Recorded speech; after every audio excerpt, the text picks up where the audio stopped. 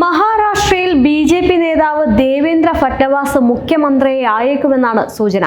എൻ.സി.പിയും ശിവസേനയും ഫട്നവാസിനെ മുഖ്യമന്ത്രി സ്ഥാനത്തേക്ക് പിന്തുണച്ചുവെന്ന് ബി.ജെ.പി വൃന്ദങ്ങളെ ഉദ്ധരിച്ച് ദേശീയ മാധ്യമങ്ങൾ റിപ്പോർട്ട് ചെയ്തു.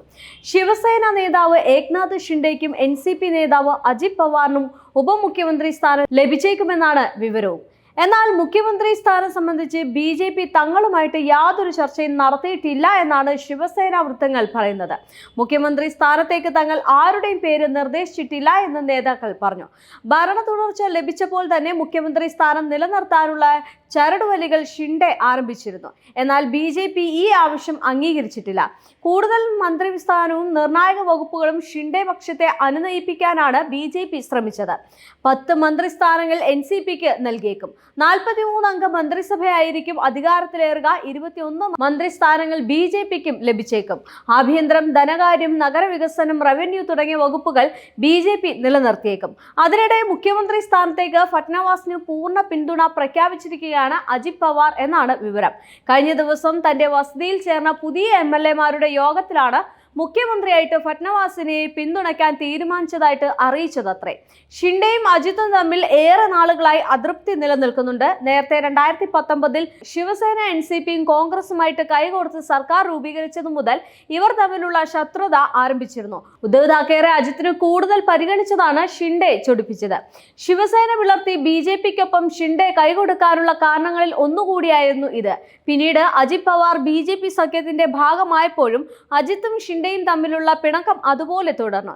ഈ സാഹചര്യത്തിൽ വീണ്ടും ഷിൻഡെ മുഖ്യമന്ത്രിയായാൽ അത് തനിക്ക് തിരിച്ചടിയാകുമെന്നുള്ള ആശങ്ക അജിത് പവാറിനുണ്ട്. ഇതോടെയാണ് അദ്ദേഹം ഫട്നവാസിനെ പിന്തുണച്ചത് എന്നാണ് വിവരം.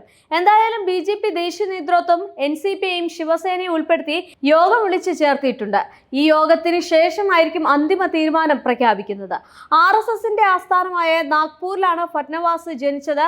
ജനസംഘ നേതാവായിരുന്ന പിതാവ് ഗംഗാധർ ഫട്നവാസ് ലെജിസ്ലേറ്റീവ് കൗൺസിൽ അംഗമായിരുന്നു. നിതിൻ ഗഡ്കരി ഉൾപ്പെടെ നാഗ്പൂരിൽ വളർന്ന പല ബി.ജെ.പി നേതാക്കളുടെയും രാഷ്ട്രീയ ഗുരുവും. അടിയന്തരാവസ്ഥ കാലത്ത് അച്ഛനെ ജയിലിലിട്ട ഇന്ദിരാഗാന്ധിയുടെ പേരിലുള്ള സ്കൂളിൽ പഠിക്കില്ല എന്ന് ശാഠിച്ച് സ്കൂൾ മാറിയാണ് ഫട്നവാസിന്റെ രാഷ്ട്രീയ തുടക്കം. 22-ാം വയസ്സിൽ നാഗ്പൂർ നഗരസഭയിലെ കൗൺസിലറും 27-ാം വയസ്സിൽ മേയറുമായി. 1999 മുതൽ നിയമസഭയിലുണ്ട്. 2013 ബി.ജെ.പി പ്രസിഡന്റ്. 2014 പാർട്ടി ഉജ്ജ്വല വിജയം നേടിയപ്പോൾ മുഖ്യമന്ത്രിയായി. 5 വർഷവും തികച്ചും ഭരിച്ച് 2019 തെരഞ്ഞെടുപ്പിനെ നേരിട്ടപ്പോൾ ഞാൻ തിരിച്ചു വരുമെന്നായിരുന്നു ഫട്നവാസിന്റെ വാക്ക്. എൻ.ഡി.എ സഖ്യം വിലക്കുകയും ബി.ജെ.പി വലിയ ഒറ്റകക്ഷിയാവുകയും ചെയ്തുവെങ്കിലും മുഖ്യമന്ത്രി സ്ഥാനം വീതം വെക്കണമെന്ന ശിവസേനയുടെ ആവശ്യം അനിശ്ചിതത്വത്തിലും ഉണ്ടാക്കിയിട്ടുണ്ട്. ബി.ജെ.പി ദേശീയ നേതൃത്വം ഉഴപ്പിയതോടെ എൻ.സി.പിയിലെ അജിത് പവാറിനെ പുറത്തെത്തിച്ച് ഫട്നവാസിന് മുഖ്യമന്ത്രിയായി. എന്നാൽ അവിശ്വാസ പ്രമേയത്തിൽ 3-ാം ദിവസവും സർക്കാർ വീണു. മുഖ്യമന്ത്രി സ്ഥാനത്തിരിക്കേണ്ട തന്നെ പ്രതിപക്ഷത്തിരുത്തിയ ശിവസേനയോടുള്ള പക തീർത്ത് 2.5 വർഷം കഴിഞ്ഞപ്പോൾ അവരെ പിളർത്തി ഏക്നാഥ് ഷിൻഡെ പുറത്തു ചാടിച്ചാണ്. എന്നാൽ മുഖ്യമന്ത്രി സ്ഥാനം പ്രതീക്ഷിച്ച ഫട്നവാസിനെ സഖ്യത്തിന്റെ നിലനിൽപ്പിന്റെ പേര് പറഞ്ഞ് ബി.ജെ.പി ദേശീയ നേതൃത്വം ഉപമുഖ്യമന്ത്രിയാക്കി.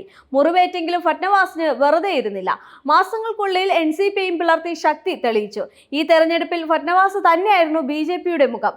അഴിമതി ആരോപണങ്ങളിൽ പ്രതിസ്ഥാനത്ത് വന്നിട്ടില്ല എന്ന പ്രതിച്ഛായയും 54-കാരനായ ഫട്നവാസിന് ഉണ്ട്.